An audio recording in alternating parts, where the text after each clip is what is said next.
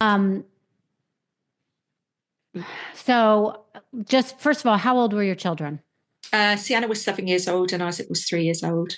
Oh, Yeah. terrible. And so I just kind of want people to really understand that for a minute. Like, Mhm. to explain your life at the time, you said you were with a partner, you had this ex. Yeah. So you were essentially a single mother, or had your partner helped raise Isaac too? Like, what? Yeah. So we'd been together about 6, 7 months, Okay. and then we moved into this house because it was COVID. We were spending a lot of All time the just time. in each other's houses, so it was like a dummy run of living together. And we thought, well, what's the point in paying for two houses? Why don't we just move into one? So that's what we did. So we were only in that house for 6 months, and then that happened. I didn't Okay. even get round to doing contents insurance. So when I lost all my material things, we had no money to buy anything.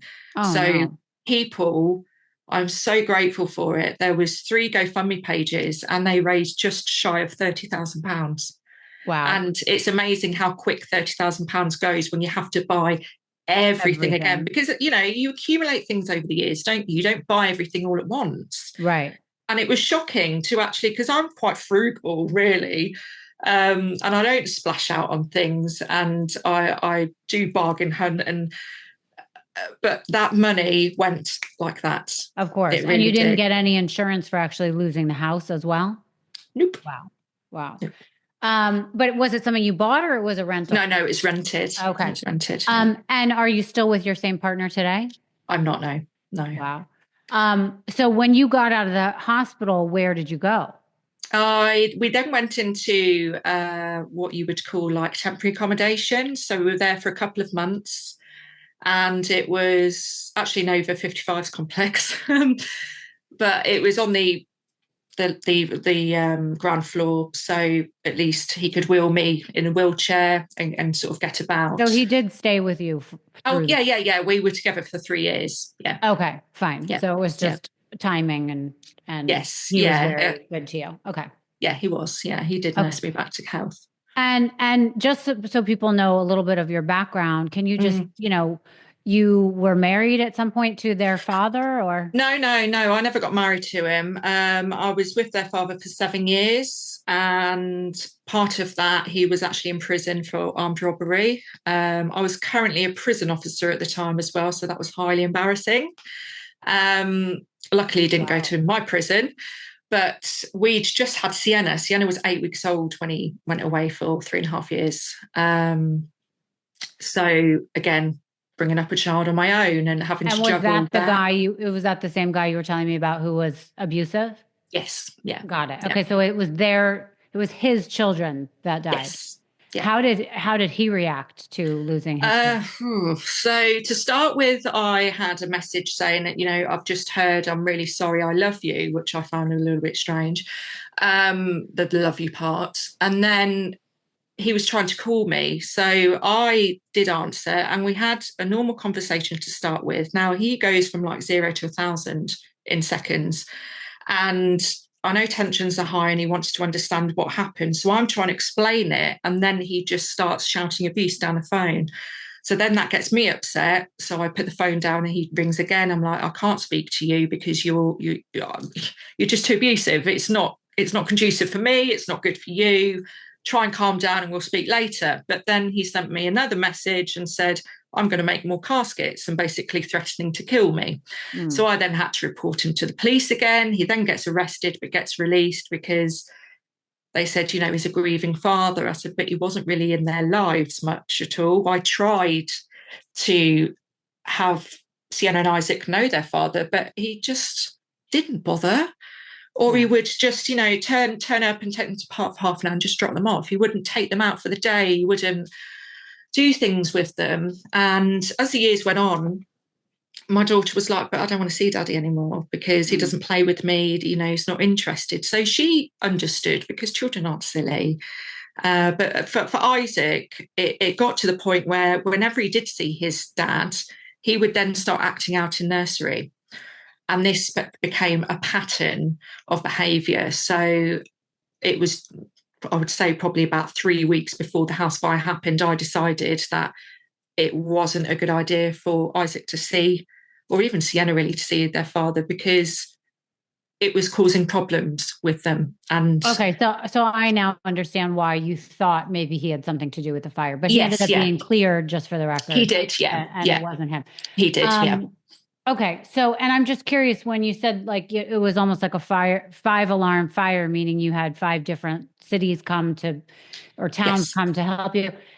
The firefighters, did they try to go in the windows? Did they try to? I mean, I'm shocked that they wouldn't put something down for you to jump to. Yeah, it was too quick. So Okay. from the time that I got alerted that it had happened to the time of me landing was 2.5 minutes. Oh wow. Okay. And then we were trying to make the timings of like, when did my partner leave for work, and how, and it was about 6 minutes. So that house went up in 6 minutes. Now I now know, because I've spoken to fire officers and they've told me that you normally have about 30 minutes to get out of a house, and you've got what you call protective stairways.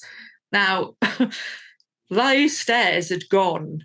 So it So was it wasn't it it was a wasn't new just build house. it wasn't just smoke that was covering. You're saying the stairs had been, there was so much Yeah, fire they had disintegrated. yeah, completely gone. Wow. And there's after pictures of that, which my partner did take just so that he could see and like compartmentalize what had happened, because he had severe PTSD because he couldn't save my children, and then I'm in a state where I'm being told I'll never walk again. So it's like his world's turned upside down as well. So for me, it was like it is still torture every day, but I deal with it in different ways. Right. And what I do daily is to honor my children. So that's how I get through every day. And for me as well, it's like every day that passes, I know I'll probably live till I'm about 90 years old, but every day that passes, I know it's a step closer to being with my children again. And they do show me signs as well. They have showed me so many signs. And I've always been a little bit psychic as well. So I have the ability to be able to communicate with them.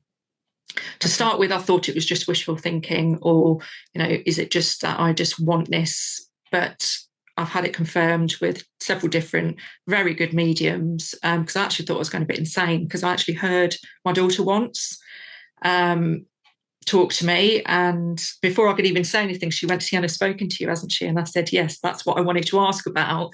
And she said, "Was it in both ears, Jade?" I said, "No, just one." And she was like, "That's okay, you're not going insane." That really shocked me, but it was lovely at the same time. And I do find that quite comforting, because when you die, all it is your physical body that dies. Your soul is eternal. Energy can't be destroyed, and everything is energy. So it's hard for people to get their head around that. And people have different beliefs as well, with, if you get reincarnated or there's heaven. I look at it, and I've been told it's like a block of flats. There's different planes of existence, and there isn't a hell. It's more like, it's like a lower vibration plane where a lot of spirits will go that have not been very good in these lives, not learnt, and got a lot of karmic debt to pay. So yeah, it's been a very, very strange but wonderful journey at the same time. I started, yeah, go on. So I wanted to find out. So you kind of got us to the story where you're living in a flat, your partner's still there, you're on the bottom floor. He's pushing you in a wheelchair.